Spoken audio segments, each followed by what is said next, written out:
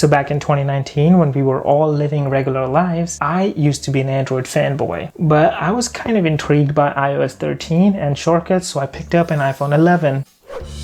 But the question here is, how does that phone stack up in the year 2021?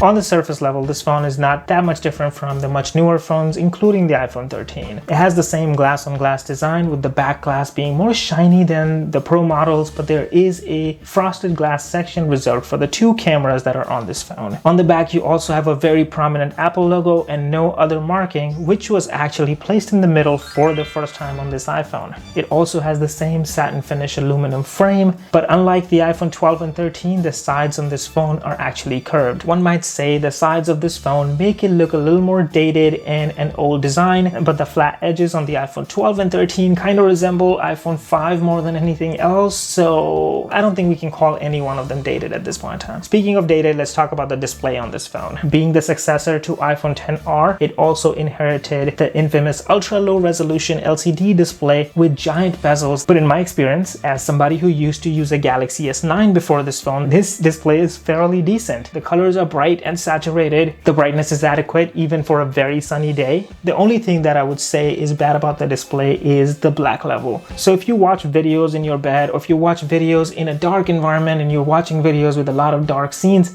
the blacks don't appear blacks. They kind of appear like a dark gray. Let's talk about performance. This phone has an A13 Bionic SoC, which features a 6-core processor with 4 high-efficiency cores and 2 high-performance cores. It has an octa-core neural engine. You also have a 4-core GPU. Saying it out loud, I realize how much it sounds like the Apple marketing speak, so let's talk about real-world performance. Well, to get one thing out of the way, any flagship from 2018, 2019 onwards will do any basic tasks in 2021. So obviously, this phone has no hiccups running iOS 15 in 2021. But what is important to say here is you can install any application, you can play any game you want, and you can even run any form of media you want to run on this phone without any issues. And if you're really inclined to do something fun with this phone, you can connect an Xbox controller, install a bunch of games, and treat this as your personal Switch device if you feel like it. Another nod to the power of A13 Bionic is that I'm running the latest version of iOS 15.1, and none of the major features were cut from this phone because of power limitations, which has happened to iPhone 10 and XS. It is compatible with live text in photos, text identification in camera app. You also have the updated portrait mode and microphone profiles that you can select from Control Center for compatible applications. Here's a sample of that. This is video recording from Instagram using the new feature on iOS 15 called portrait mode. With the neural engine on the SoC, you also have access to Deep Fusion, which also sounds like marketing speak, but let me tell you, you will be able to see a lot more details in the same photos in a similar lighting situation without changing anything. Let's talk about the cameras right now. So there are 2 camera sensors on this phone. The first one is a 12 megapixel f1.4 sensor with optical image stabilization.